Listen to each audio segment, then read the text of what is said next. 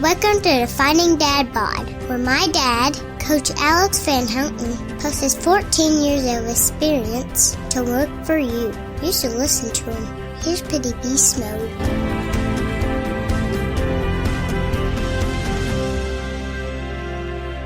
Who knows who we could be if we could become 1% better every single day.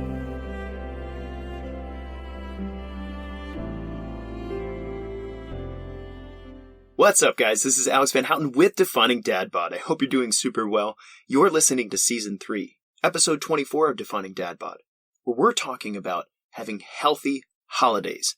And I'm really excited about this episode because after our workshop in the Better Daily group, many people found this information super helpful. It's actionable, it's scientific, and it's practical, and it's straight out of my personal pro tip book.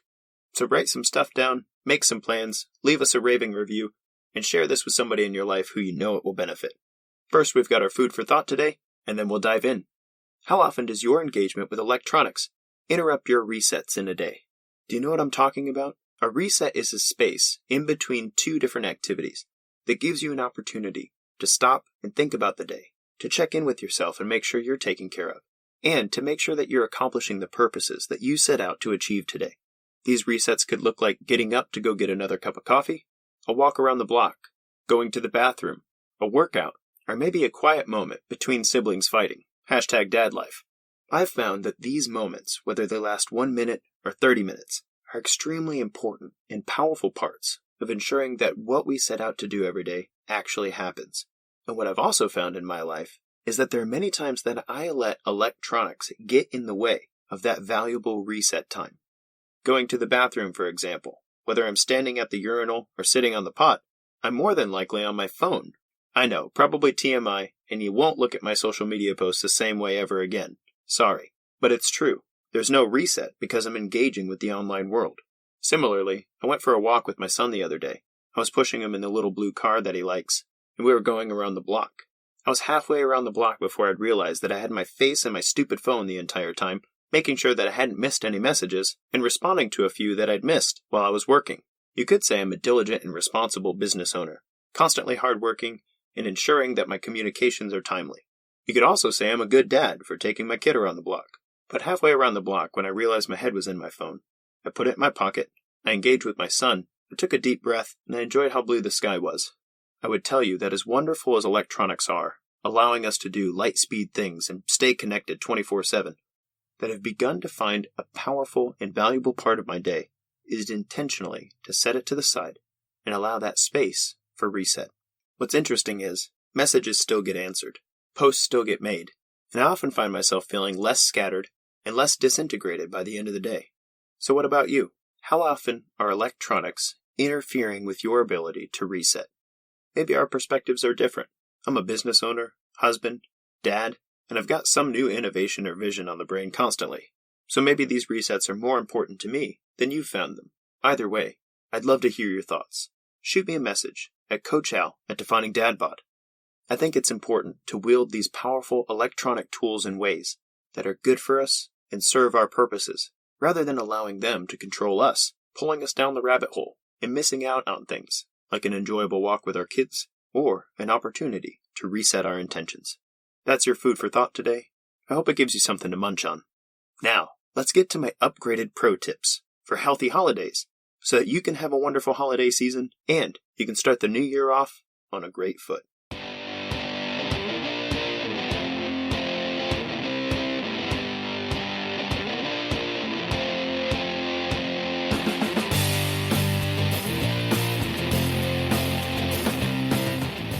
So how do you stay healthy over the holidays? One of the dads at the park asked me recently, working in the fitness industry and all, what my pro tips, quote unquote, were for staying healthy over the holidays. Now, over the past 5 years, I've written articles, I've recorded podcasts, I've even done social media posts on what I thought were helpful, practical things that people could do in order to stay healthy over the holidays. And over that 5 years, I've worked with a lot of people that have evolved the way that I think about this issue. So you can consider today an updated version of Coach Alex's top 4 tips for staying healthy over the holidays. As always, there's psychology and science behind some of the recommendations I'm going to make here. And if something I say brings up a question for you, shoot me an email. at Coach Al at definingdadbod.com. Here's an overview. First, we're going to talk about picking an appropriate phase of training and sticking with it over the holidays.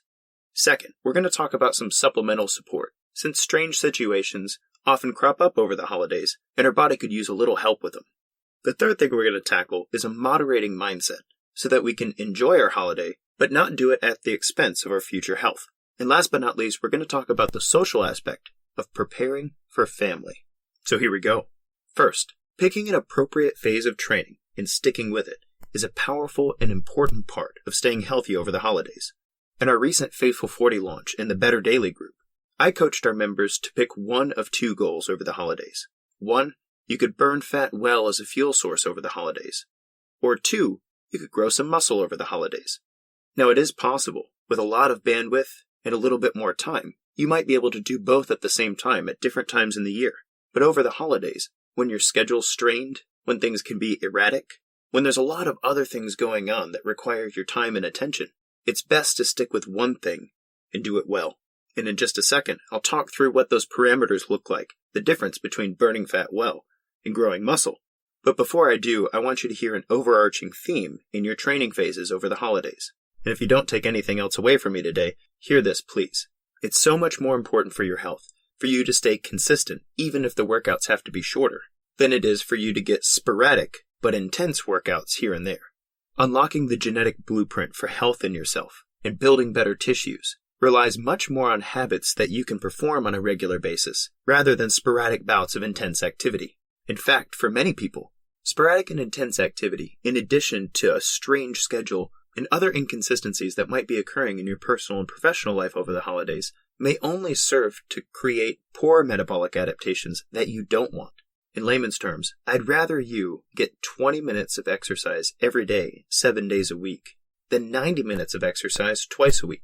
Even though 90 minutes of exercise twice a week is actually more exercise minutes weekly than 20 minutes a day for 7 days a week, the effects on your hormones, metabolism, and genetic manifestations are likely to be better body composition, better energy, and better sleep with 20 minutes 7 days a week than 90 minutes 2 days a week. Also, it's been my experience that with everything going a little bit haywire over the holiday season for them, a regular exercise practice is very grounding and helps them to be mindful during a season when they should be making memories and enjoying things, rather than the boom and bust of trying to schedule in a long workout during the week. And so how should you spend those minutes? Well, if you're working to burn fat well, that's going to look a little bit different than if you're looking to grow some muscle over this season.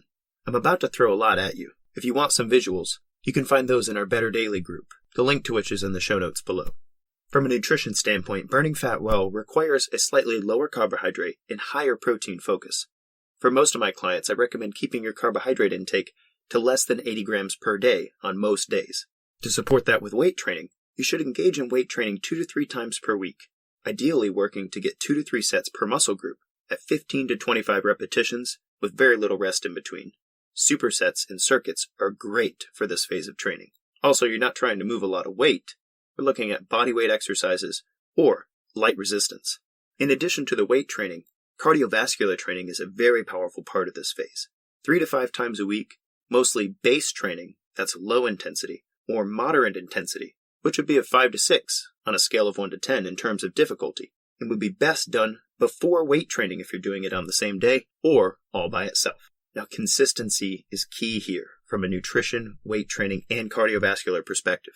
Like I said earlier, I'd much rather you devote a certain amount of time every day than a large amount of time sporadically throughout the week. The last thing I'll say about burning fat well is there are some pro tools in my programming tool belt that I help my clients implement regularly to burn fat better as a fuel source through the holidays. Those include food journaling, getting a little bit of caffeine before your workouts, fasting on specific days, particularly the day prior to eating a large Festivus meal, and EPOC, which is excessive post-exercise oxygen consumption. That is, if you know you're going to have some pumpkin pie at Nana's house today, it's best to do something intense prior in order to ensure that you're in a great place to eat the pumpkin pie while fat burning, rather than being in a mode for fat storage while you eat the pumpkin pie. Now, the goal of burning fat well over the holidays isn't necessarily to lose body fat percentage. For some people, it's just good to burn fat well over the holidays so that you don't enter a blood sugar roller coaster to start the new year with and perhaps so you don't pack on a few pounds over the holidays as well. As far as your mammalian physiology is concerned, it's not smart for your body to drop a lot of fat over the winter. You might freeze to death. So don't expect to see the same amount of weight loss over the winter as you might during summer months. It's not you. That really is a thing. Ask a hibernating bear sometime, and they'll tell you similarly. Okay, Alex, but what about the gains? And that's the flip side of things. Let's say you're not working to burn fat well as a fuel source, so not working to improve your endurance over the holidays. And your focus is then on the anabolic side of the spectrum, which is growing muscle. Well, again, I'm about to throw some parameters at you, and you might want the visual. From a nutrition perspective, when you're growing muscle, your macronutrients are better as a lower fat, higher protein, higher carbohydrate focus, with big meals on or within 24 hours of lifting days. For instance, my birthday's on Christmas, and I know that I'm going to enjoy some carrot cake that day. So Christmas Eve has traditionally been a great back workout day for me. Lats, lower and upper traps, rhomboids, rear delts. I work the heck out of those usually on the morning of Christmas Eve. And so while my body's in a state of recovery in the next day, a large amount of carbohydrates in the form of carrot cake is actually good for me and going to help me with the whole growing muscle thing. And I found that making the most out of every carbohydrate opportunity is one of the ways to keep healthy muscle as you get older. From a weight training and cardio perspective, your program looks a lot different from the burning fat well category. For weight training, I call this the gain train phase. That's 3 to 5 days of weight training weekly, with 3 to 5 sets per exercise at 6 to 10 repetitions, with 60 to 90 seconds of rest in between. You want these to be moderate to heavy in intensity. And from a cardiovascular perspective, your cardio is mostly high intensity. It can be done after weight training, or as a workout snack on your off days for weight training. Many times 10 to 15 minutes is sufficient because you're doing high intensity intervals that last anywhere from 20 to 40 seconds with 30 to 60 seconds of rest in between. And your pro tools for growing muscle over the holidays is your anabolic window, which I just described, which means getting a large meal or two during your recovery period, and creatine monohydrate, which can be taken daily, 5 grams per day, as long as you don't have any contraindications with regard to your kidneys or liver. Whether you decide to focus on burning fat well as a fuel source during the holidays or growing muscle, I hope that you'll stay consistent, rather than trying to make up for the holidays, having created a great foundation for yourself to start your new year. Which brings me to number 2 on our list of 4, supplemental support. Now, I've done an entire series here on the show on supplements, and what they are and aren't in a health and fitness program. Supplements are not a magic bullet that will take the place of healthy habits for you, but, especially in the case of holidays, supplements can be a very positive and supportive structure for some of the different things that are thrown your way over this period. I'm going to give you 6 supplemental recommendations that hopefully will help you to mitigate this time period well and to support your body to stay healthy while you're enjoying this time as well. First, for literally all of my clients, I recommend vitamin D and magnesium during the holiday season.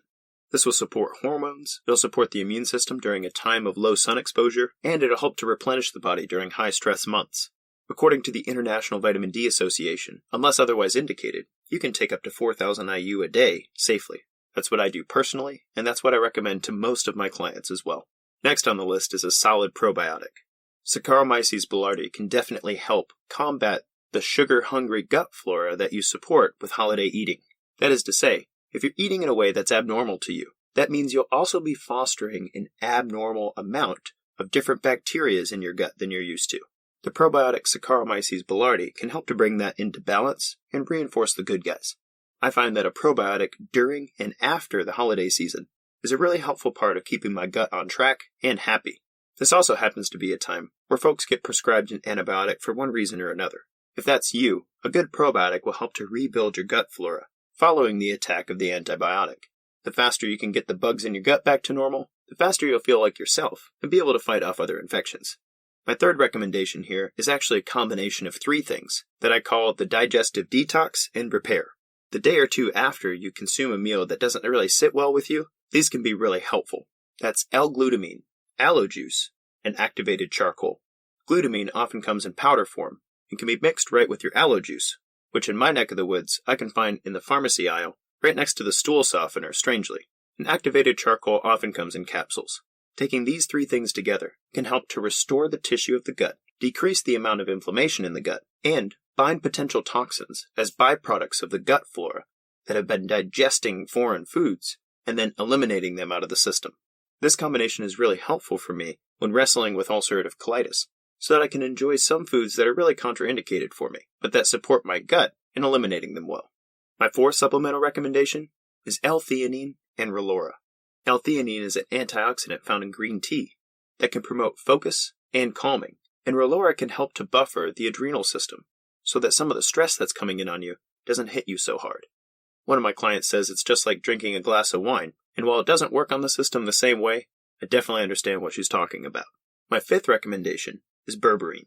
Berberine can improve insulin sensitivity, and during a time when you're consuming more sugar than you normally do, being insulin sensitive is a good thing. That means you'll process through the sugar better, it's less likely to damage your insides, and it's possible you'll burn fat better as a fuel source as well. Note that I recommend this as a temporary measure. I don't want you eating sugar all the time and trying to offset that with berberine. It doesn't work that way. But during the holidays, if you're prone to insulin resistance, I still want you to enjoy your cobbler, but taking your berberine that day might lessen the impact on your cells. And last but not least, overall support for general inflammation comes from an omega-3 plus curcumin. Curcumin is the active phytosome that you can find in turmeric, a common seasoning, and omega-3 fatty acids can promote an anti-inflammatory environment in your cells, and they come mostly from fish. I don't know many holiday dishes that are based on fish and turmeric though, so supplementing with this during this time can be really helpful. Curcumin can bring down the global inflammatory markers in your body, and your body can use omega-3s to promote an anti-inflammatory environment and to heal from any damage that have been caused by stress, travel, strange schedules, maybe sleeping in a bed that's not yours. Remember, not all holiday stress is bad stress, but stress can promote inflammation whether it's good or bad. So supporting your body under the new stress loads can be a powerful part of making sure that you stay healthy over the holidays. A few considerations that I always have to say with regard to supplements. 1. Supplements can have medical interactions. For instance, you shouldn't take omega-3s if you're also taking a blood thinner like Coumadin or warfarin. Before you try any of these, make sure you check with your doctor to see if there are any interactions possible with the medications that you're taking. 2. Supplements cost money, and a lot of people are working hard to make sure everybody has a great Christmas, and so budget might be tight. Perhaps the next time somebody asks you what you want for Christmas, you can give them a list of supplements to support your health through the holidays. Not a bad time to stock up in my opinion, but you don't have to get all of these things, just the ones that are going to matter for you most. I will say that things like vitamin D and aloe juice are relatively inexpensive and will last you a long time. In fact, Netflix costs more than supplementing with vitamin D and aloe juice regularly. And last but not least, timing matters for some of these. For instance, L-theanine or Relora are best before bed. Unless you just really like taking a nap in the middle of the day, I'd highly recommend not taking your stress management supplements until you're ready to relax. Again, if questions come up for you, shoot me a message at coachal@definingdadbod.com. The third pro tip for the holidays that I want to talk to you about is the moderating mindset. One of the things I don't like about practitioners in the health and fitness industry is that much of the social media content that I hear around nutrition might make you think that it's bad to find pleasure in your food. Well, I'm saying it today, and I hope you take it to heart. Pleasure isn't a bad thing. When it becomes bad for some people is when they become numb to the things that are pleasurable, and thus mindlessly engage in those things regularly. In Christian thinking, we call that gluttony, eating more rich foods than you really need or want, but becoming numb to them so that they control you rather than the other way around. But regardless of your religious background, a moderating mindset is powerful because you can enjoy pleasurable things because they're a part of the plan. And instead of them controlling you, you control them. And so I have a few questions here to help you with your moderating mindset, so that you can enjoy pleasurable things with friends and family, get a taste of the holidays, but not go overboard in a way that it becomes a bad thing for your health and fitness. First, what's your self-imposed drink limit? Whether it's alcohol or sugary drinks, there are a lot of things available during the holidays that you don't normally imbibe. So I recommend picking a number and sticking with it. 3 hot cocos this week, nothing more. Fantastic. 3 glasses of wine this week, nothing more. Fantastic. You can pick the number, I don't care what the number is, but make an agreement with yourself that you have a drink limit, and whether you have all those drinks in one day, or if you space them out through the week, that's your call. 2. You could do the same thing with desserts. What's your self-imposed dessert limit?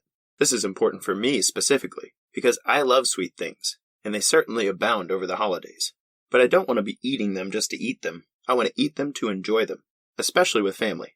And creating your own agreement around your dessert limit can be a really powerful way of making sure that you don't go overboard mindlessly with the myriad of desserts, cookies, donuts, brownies, cakes, and pies that will definitely cross your path during this season.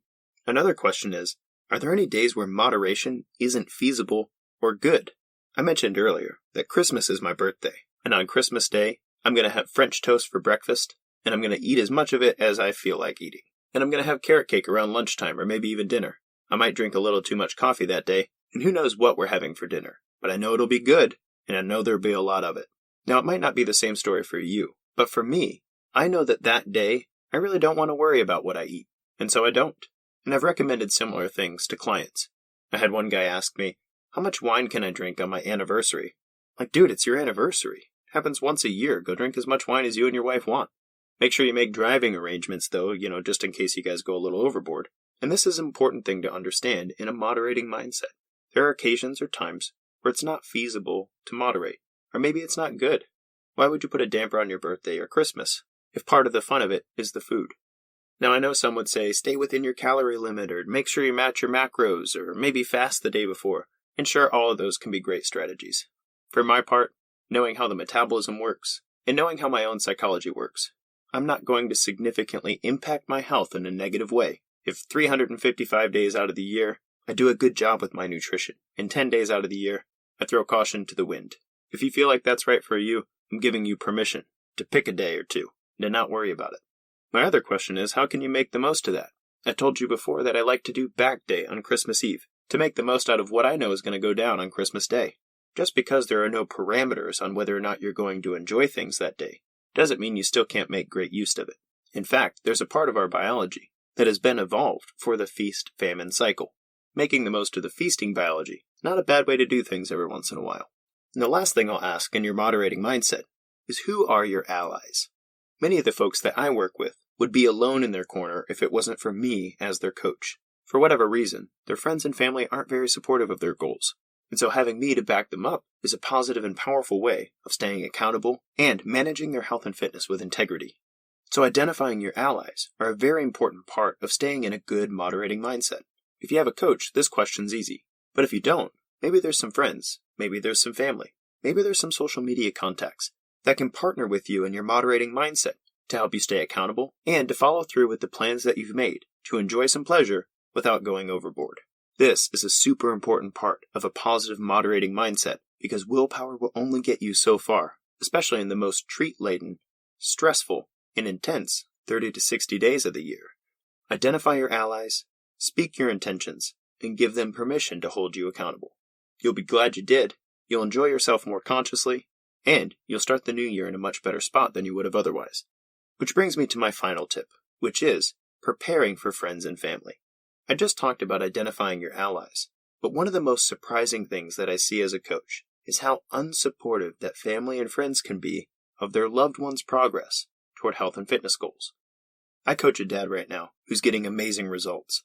He's lost a significant amount of weight, he's put on a great amount of muscle, and he's been very consistent with his program since we started working together.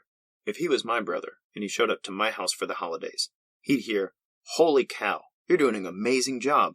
What's going on, man? What changes have you made? Keep up the good work." But instead, what he heard over Thanksgiving was, "Oh my gosh, what's happening to you? You're wasting away to nothing.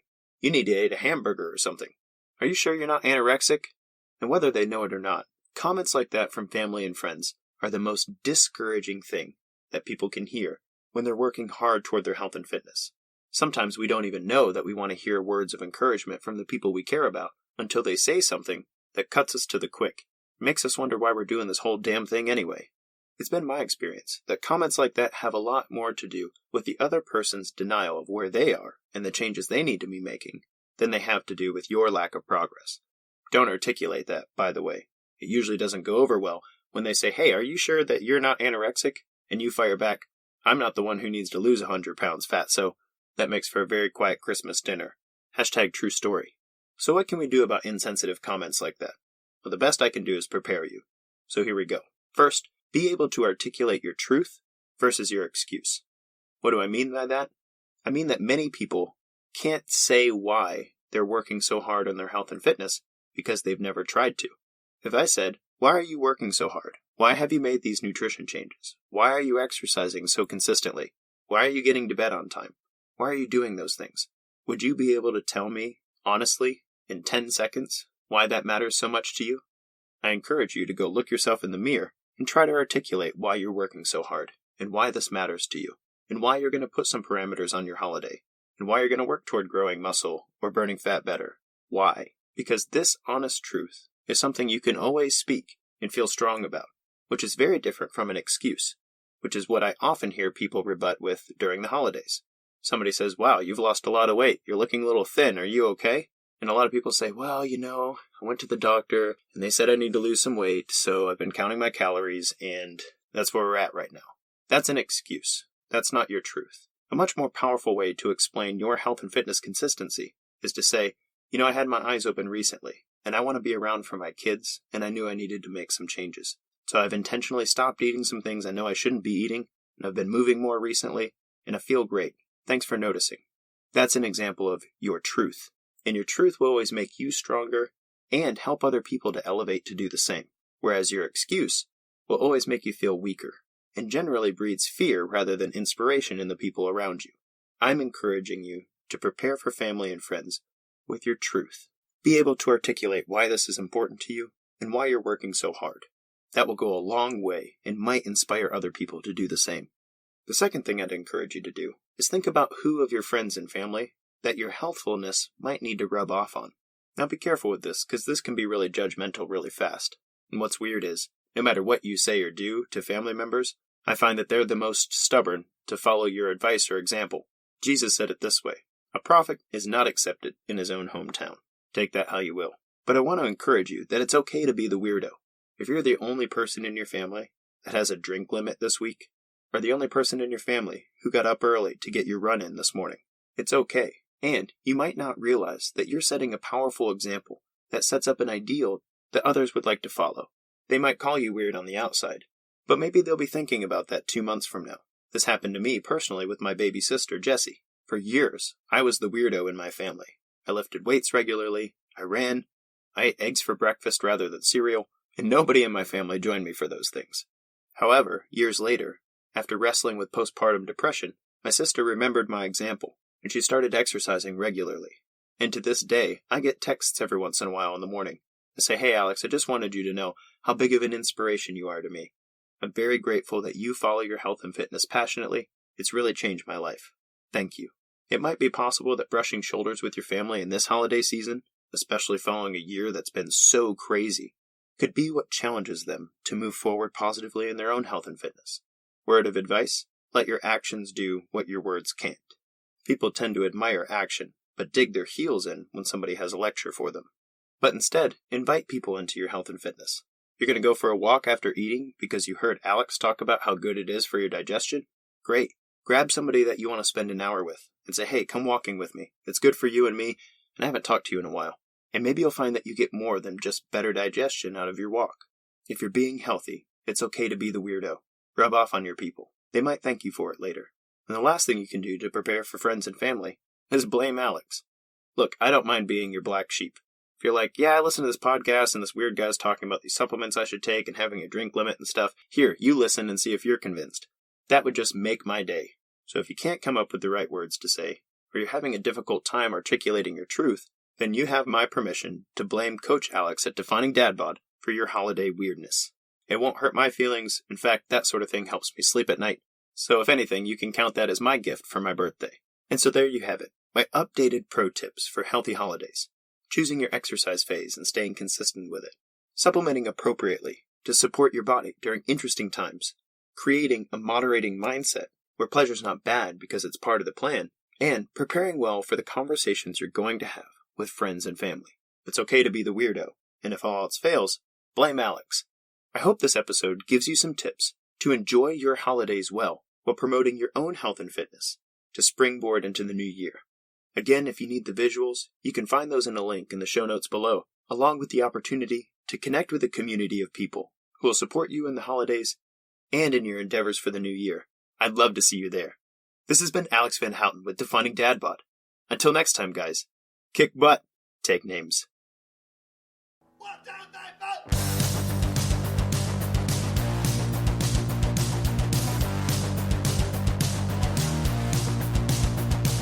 The free, practical advice and conversations here remain unbought and unbiased thanks to the support of listeners just like you. If this episode's been helpful to you, please share it with somebody in your life who you know it will benefit. Then, subscribe to the podcast and leave us a raving review to tell others what value Defining Dad Bod has brought to your health and fitness journey. And finally, if you want more Defining Dad Bod, consider joining our online community. We send a lot of perks and resources your way, and I, Coach Alex, go live every month to talk through our listeners' health and fitness questions to make the practical science of this show applicable to everyday life. Everyone's welcome, and we'd love to have you. For more information about joining the Inner Circle or becoming a supporter of the Defining Dad Bod podcast, go to definingdadbod.com/inner circle. That's definingdadbod.com/inner circle.